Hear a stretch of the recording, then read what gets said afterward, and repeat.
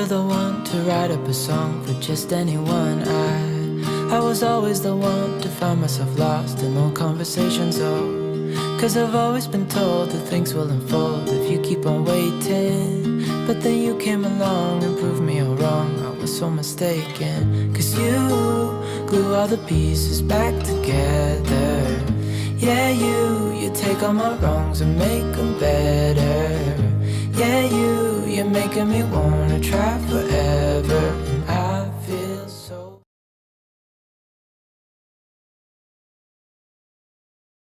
Hello everyone, and welcome back to this channel, and welcome if you are new here.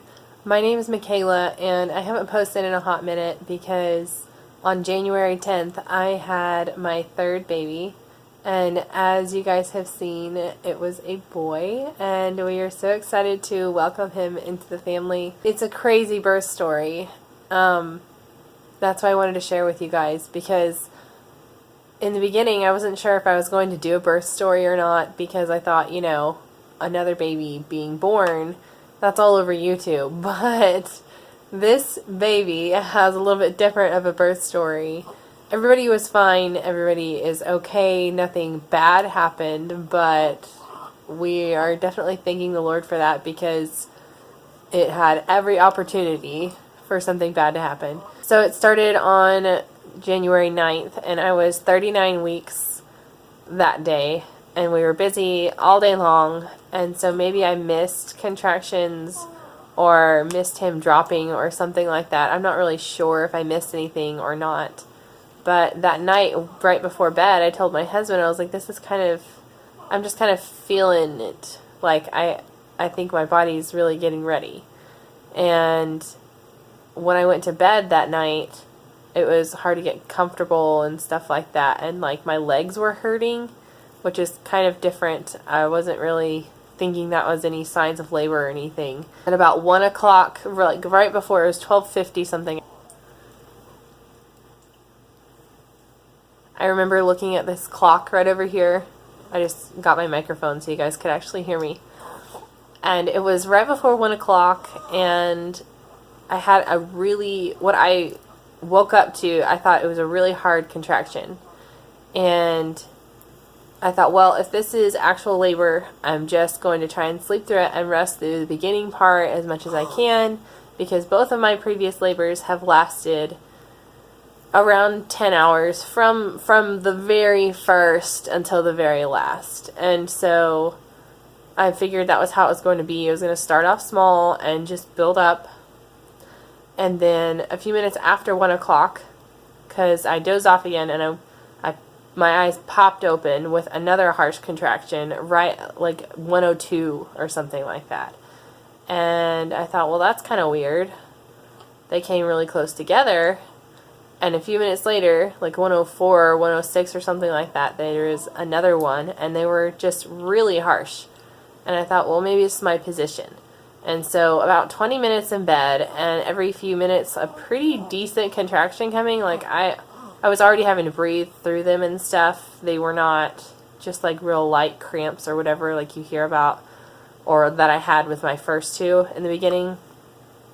And so I got up, and I told my husband, I'm going to get up and I'm going to get a hospital bag ready, because I didn't have anything ready. I was 39 weeks. My first one came at 42 weeks, and my second one came at 41 weeks. And so I really was not hopeful for an early birth, even though it was the third one. So I went ahead and got things ready, but I was like having to stay moving, and I couldn't hardly think through the contractions already. They were not things that I could just breathe through and keep doing stuff around. I had my yoga ball that I was trying to work through them with, and I started keeping track of them when I got up. And about 45 minutes to an hour of keeping track of them and getting stuff together, they were getting even more painful, and I accidentally cleared where I had my timer set up to keep track of them. And so I wasn't sure exactly how far apart they were or how long they were lasting. So I started that again. So that's been about an hour and a half or so of contractions that started all of a sudden, that have been keeping on going So I kept track of him for another hour, and by then I had packed my bags, barely, and I had packed a hospital bag for me and a diaper bag for the baby. And we didn't know what gender the baby was, so I was having to get together like 1.5 times as much stuff as I would have if we had known. And that goes for like getting everything washed and everything too. I was kind of doing 1.5 times the work. So by around 3:30, I told my husband, I said, okay, you need to get up now. My 2-year-old was already awake, and he was trying to wake up my husband anyways. So he got up, he got dressed, and he put everything in the car. We grabbed my almost 4-year-old out of her bed and just wrapped her in a blanket, and we headed to my in-laws' house. And they just lived down the road from us. So the plan was already to drop the kids off with them, pretty much. That's what we've done with with Jesse, and then with this baby. We've dropped the older ones off at my in-laws so he could go to the hospital. And so that was around 4 o'clock when we left for their house. We dropped the kids off. My husband brought them inside. And I remember I was helping my son get his socks and shoes on, and I'm going through these really hard contractions, and I kept telling my husband, I don't know why they are so hard. Like, I can't even think through them. I can't talk through them. I can't breathe through them. They're really hard, and I really hope that nothing was wrong, because at my last appointment, she had said that the baby was slightly forward-facing, and she had told me a few things that I could do to help the baby turn. And so I had done those things, and I was just really praying that the baby wasn't totally sunny side up, and this wasn't going to be like hours and hours of this kind of labor. And so when we got to my in-laws to drop my older kids off, I had to get out of the car, and I squatted down, and I'm pretty sure I felt my water break. Like, I hadn't had any mucus plug or water break or anything like that before then. And that was making me think that this was just the beginning of labor. It was going to last for a while. But then at my in-laws' house, I'm pretty sure my water broke. And so I went from in the back seat where I had a little more room to stretch out. Room to stretch out wasn't helping either. So I went ahead and got in the front seat, and I checked, and I was pretty sure that my water broke. There's a few small towns where like the speed limit drops and everything on our way to the hospital, and then there's like this long highway stretch. And so through those small towns, I told my husband, I was like, I don't think that we're going to make it.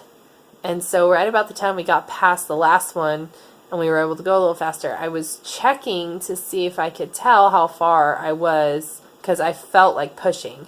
And I told Kyle, my husband, I said, I don't know if this is the right thing to do or not, but it feels so much better if I put a little pressure. And so I was putting a little bit of pressure, trying not to push, actually. But it's really hard. When your body says it's time, it's time. We got to the highway part, and that was what I was doing for a few minutes. And that was about 4:30, I would say.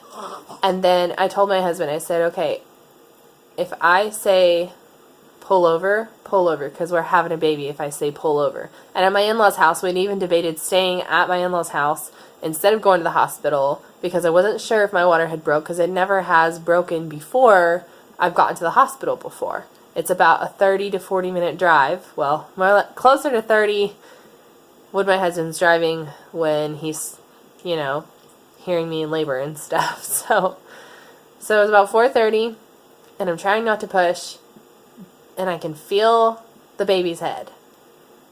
And I'm not like messing around. I'm not trying to make him come any faster or anything. But I tell my husband, I say, pull over.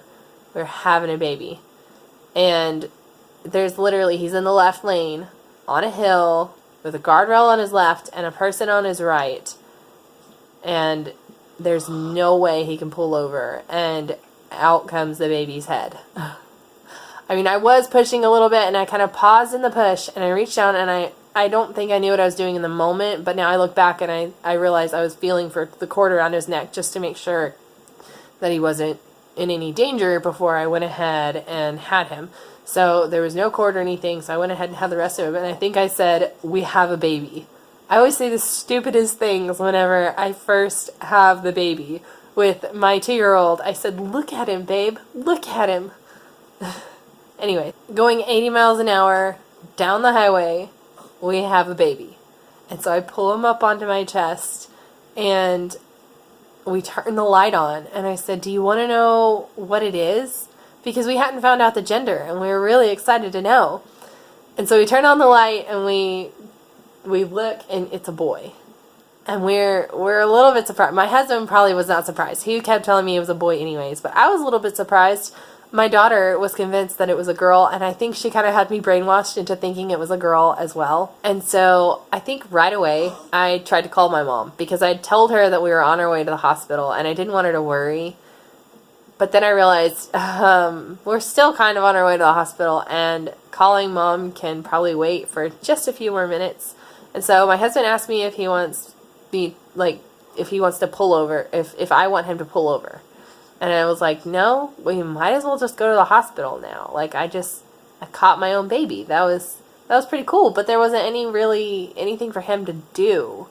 And so I had my feet up on the dash in lieu of stirrups, and I don't think I took them down for a few more minutes. And so we finally get to town, and we're sitting at a red light, and somebody starts to pull up next to us, and I'm just over there thinking, "No, please do not pull up next to us and look over and see this newborn baby and my feet up on the dash. That would be so embarrassing." And so my husband actually was the one that reminded me to do skin on skin. I was just so, whoa, that just happened, that I just had him on me. I had whipped off my jacket and put the jacket on him, and I was rubbing him with the jacket. And I made sure, when we turned on the light to see what he was, I made sure that he was not, that I made sure he was okay. And that he was making noise. He didn't cry, but he did make some noise and move around and everything. Like, we were pretty confident that he was okay, but we still thought that we should go to the hospital to get him checked out and to just, get everything checked out. And so right before we get to the hospital, my friend who always goes and take pictures of my labor and delivery, she was already there. She had got there ahead of us because I told her when we were headed out. And she calls and she said, where are you guys? Are you guys here? And Kyle said, "No, but we have the baby and we're almost there." And she said, "Really?" Or something along those lines. She did not believe him. She thought that he was pulling her leg. And he said, "Really?" And we were both kind of talking to her. And I said, "Have somebody meet us at the doors." Because I don't know how serious of a situation it is or anything. Because it's dark and we're in a car and it's so cramped. You just want to make sure everything's okay. So I told her to have somebody meet us. We pull in, and the emergency and labor and delivery is the same entrance at my hospital. And so we pull in, and the emergency staff are right there, and they yank open the door, and they throw some blankets on me and over the baby, and they have me get on a table on my side with the baby right there. And I have not delivered the placenta, just the baby at this point. And they have me on this table, and they make sure it's all good. And then they rush me inside because it's freezing cold. I mean, it's January 10th. It's freezing cold outside. And I'm so glad that I had this nightgown on rather than anything else, because it was already halfway embarrassing, halfway just, it is what it is. But I was so glad that I had that nightgown on. And they rushed me back, and I hear that one of the doctors is asleep in the on-call room or whatever. And so they run and get him, and they put me in a room right away. No triage for a car baby, I guess. They put me in a room right away. He comes in, and he makes sure everything's okay. He delivers the placenta, per se, and he keeps me off an IV. So I was GBS positive during pregnancy. So technically, they wanted to give me antibiotics for 8 hours before delivery to make sure that the baby was not going to get any sort of infection from being GBS positive. So instead of that, since obviously that wasn't going to happen, they totally left me off an IV because they didn't feel like I needed it. And I'm really glad. I hate needles, I hate IVs and all that kind of stuff. And they told me that they were going to need to keep us for 48 hours because the antibiotics did not get to the baby or me before delivery. And so I was totally okay with that. We ended up staying right at 48 hours in the hospital. Maybe a little bit over because they don't discharge you at 4 in the morning. But he was born. Okay, so my labor was from 1 o'clock in the morning right around until 4:40-ish. And honestly, we did not look at the time. We looked at it a few minutes later and we're kind of guessing that he was born at 4:40. But it was about 4 hours. I would say it was a few minutes before 1. So, I mean, right at 4 hours. And I was not expecting that at all. I mean, I was totally unprepared for an early baby, totally unprepared for that short of a labor. It was so short and so intense. And I don't know if I would say I prefer it. Well, I almost do. I almost prefer it for, like, compared to the long labors, because I feel like I was not as totally drained and exhausted as I was with them, because I wasn't laboring for 10 to 12 hours. With my first, I had medicine that kind of stalled it a little bit, and with my second, I labored at home a lot more, and that helped too. But with it being 4 hours, my body wasn't just like done. I mean, I was tired. I just had a baby and all that kind of stuff.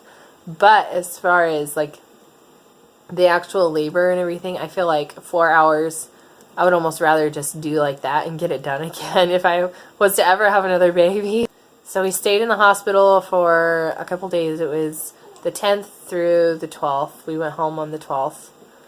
And he was totally fine. He never showed any signs of being sick or having an infection or anything. He is 12? I think he's 12 days old now. Bless you.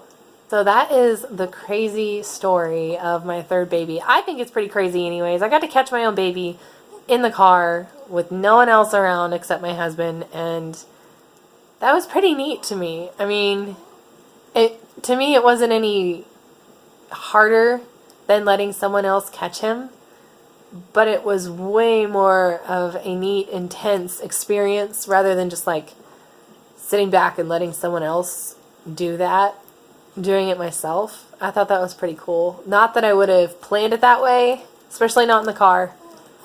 And thank the Lord for my mother-in-law who cleaned out the car for me. I did have a puppy pad, but I mean, I know it didn't catch it all. I know it didn't. I don't recommend mess-wise having a baby in the car, because I didn't see it all, but whenever I looked back when I got out, I was like, uh-oh, that's going to be a job. I still think my husband should have gone and got it detailed or something, but they probably wouldn't have appreciated it. We almost named him Carson, okay? We could have totally named him Carson, especially after all that. Carson, you know, I'm sure you guys get it. But we had that name as like a possible name, and Kyle just didn't end up liking it. And so we didn't end up going with it. But how funny would it have been if we'd have named him Carson and then had him in the car? We would be like prophets or something. This little guy's name is Casey Chase, and he was born at 4:40, 7 pounds, 1 ounce, 19 inches long. I was so surprised he wasn't an 8-pound baby. I felt huge, but then not as big as with my last son, who was 7'7". So maybe I shouldn't have been too surprised. We are so thankful that everything turned out okay. I could not have asked for a more special birth. And we love this baby so much. His siblings love and adore him. His brother, who is 2, Jesse, he kind of goes back and forth between loving him and not really caring too much, but he's 2.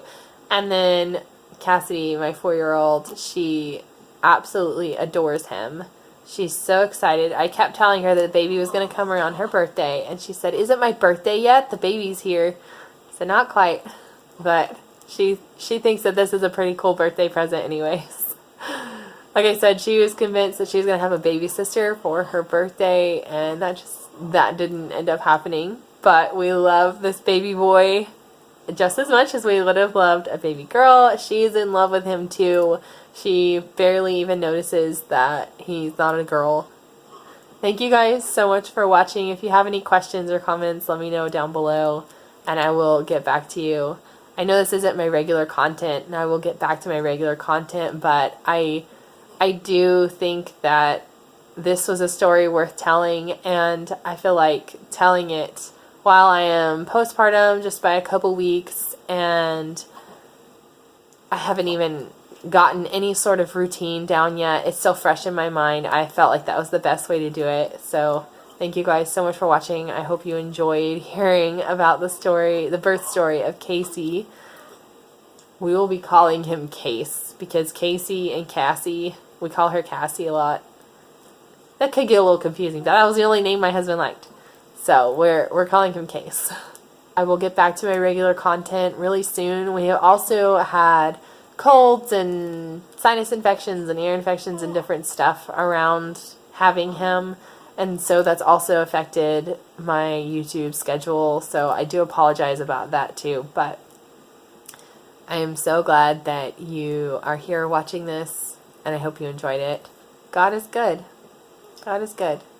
And he was very good to us in this story, especially because, like I said, there was every opportunity for something to go wrong, and we are just so grateful it didn't. Hey guys, I just want to edit to add that I know I look like a mess, and things in my room look like a mess. There's a ton of stuff that needs to go back away, and all the baby stuff and everything. But I just wanted to say that this is kind of what postpartum looks like sometimes. Not everything goes as planned with the baby, and then not everything goes just perfectly smooth right out the gate. I'm so thankful to my mom who stuck around for a few days after the baby was born. I asked her to stay, and she was very willing to, and it helped a lot with transitioning into a family of 5. And if you have anyone like that, then I highly recommend having them stay with you. But I'm just saying, like, sometimes postpartum does not look perfect like people can make it seem like it does. So that's why I look like I just had a baby. My house looks like I just had a baby. My kids are acting like I just had a baby. They need extra attention and everything too. And so I just want to encourage you, if you are pregnant or if you recently had a baby, it doesn't have to be perfect. It's gonna go back to normal eventually, everything. And just give yourself a break, let yourself heal, let your family come together and let it bring them closer together. It definitely has for mine. And just know that it's all going to work out, and you've kind of birthed a new family in a way, because your family dynamics change, and I'm learning that. It's not just a baby, your whole family changes. I hope that encouraged you. If you needed to hear something like that today, if you're pregnant or if you've had a baby recently, because I really do want to encourage moms and families like me and mine just to know that you're not alone. So if you're feeling it today, know that you're not alone. I mean, this video took me 2 weeks and almost 2 weeks to have enough energy and motivation and time and quiet time to be able to film. Yeah, you take all my wrongs and make them better. Yeah, you're making me wanna try forever. And I feel so free, oh my sweet baby.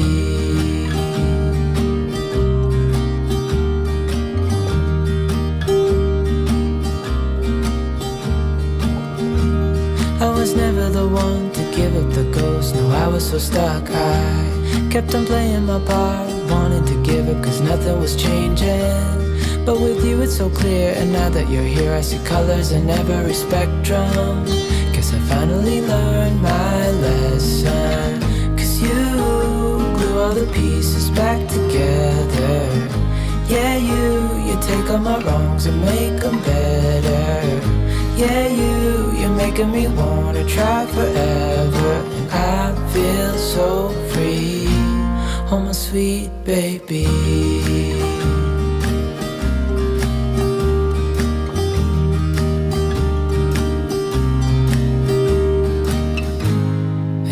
to myself, and I'm thinking out loud, we won't need nothing else for the rest of our time. And I know it so well, I will always be by your side.